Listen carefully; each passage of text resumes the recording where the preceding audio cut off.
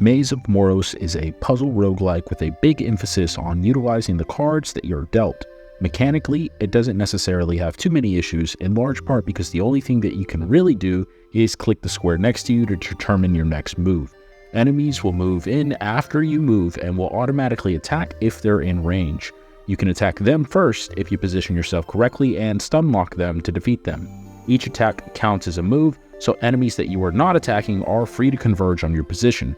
Scattered across the floor are coins that will reward you with a new spell once you gather more. These spells can work to aid you in your journey, such as shooting lasers that deal a fixed amount of damage or switching places with a random enemy. While there are a lot of different spells, many do not feel like a significant effect, in large part because of their one-time use. Some spells allow you to escape a sticky situation, while others force you to take a chance and hope for the best. Coins also have a 50% chance of spawning an enemy. Luckily, completing a room means getting to the staircase, regardless of if you slayed all the enemies on it or not. Upon reaching the 16th floor, you will receive a shard that allows you to escape the maze. Once you do that, technically the run's over. However, you could choose to continue to get a higher score.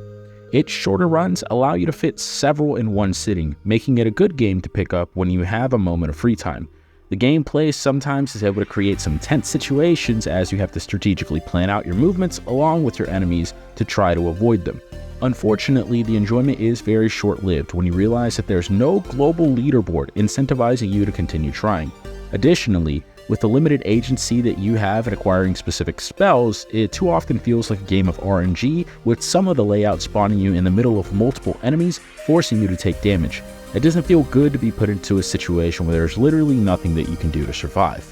More often than not, a run will be lasting only a maximum of 5 minutes. While it's not intrinsically a bad thing, a satisfying gameplay loop is needed in order to keep players engaged, and with limited enemy variety and sometimes having fixed outcomes, Maze of Moros misses that mark. Factor in a price tag of $1.99 and it's a game that probably doesn't seem worth your time.